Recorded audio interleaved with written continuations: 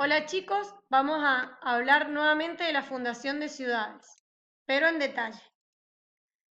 Como ya hemos visto, en la época de la conquista se firmaban capitulaciones, que era una escritura pública donde se establecían los términos mediante los cuales el rey le otorgaba a un particular el privilegio de conquistar y gobernar un territorio, o sea, los expedicionarios o conquistadores. Las obligaciones eran fundar ciudades, villas y lugares, poblar, repartir encomiendas, aplicar la justicia civil, todo en nombre del rey. Las encomiendas, recuerden que eran el grupo de aborígenes que se le daban a los colonizadores.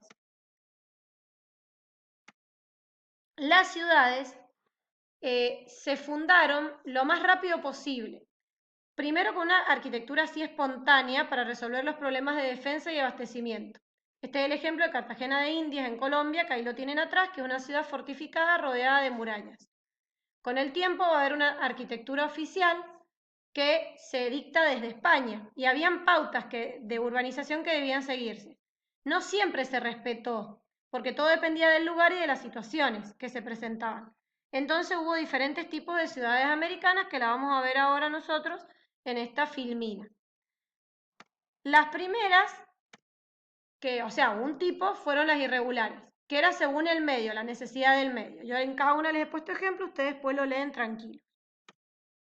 Las regulares, que respondían a las ordenanzas esas que dictaba la corona de urbanización, que podían ser regulares o semi-regulares, y generalmente tenían la forma de damero, del tablero de ajedrez o de dama. Después tenemos las superpuestas, que eran sobre antiguos asentamientos urbanos y rurales indígenas, o sea, donde había una ciudad indígena se construyó una ciudad española, y aprovechaban lo que existía. Fortificadas, que eran de estructura regular, rodeada de murallas y bastiones de defensa como la que les mostré recién. Las espontáneas, que no surgieron de la planificación de los conquistadores, sino que se generaban a partir de un núcleo. Por ejemplo, había una capilla, había una posta, había un fuerte, algo que se formó antes de la fundación específica. Y los pueblos de indios, donde se aprovechaban los asentamientos existentes, pero se quedaban los indios, no es como las superpuestas, sino que se quedaban los aborígenes ahí y se ocupaba lo que los aborígenes habían hecho y se agregaban iglesias y edificios de gobierno. Después, ¿cómo era el acto de fundar una ciudad? Vamos a ver que hay 14 puntos a seguir. Yo los voy a leer rapidito, ustedes después los van leyendo más lento. Elección del sitio.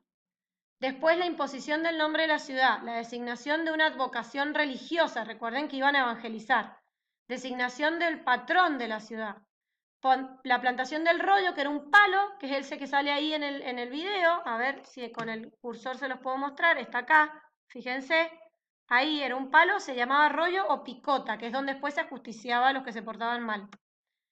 Después la toma de posesión de la ciudad, determinación del sitio de la iglesia, donde iba a estar la iglesia, designación de los primeros cabildantes y el juramento de esos cabildantes, recuerden que se establecía un cabildo, si era necesario, designación de otros funcionarios, determinación del escudo, un escudo que distinguiera a la ciudad que se había fundado, determinación de los límites de la jurisdicción de la ciudad, publicación del plano de la ciudad donde se marcaba la plaza, la iglesia, el cabildo, la cárcel, todo lo que se iba a construir, los conventos, hospitales, los solares que se daba a cada poblador. Se añadían cuánto sería el ancho de las calles y las dimensiones de las manzanas.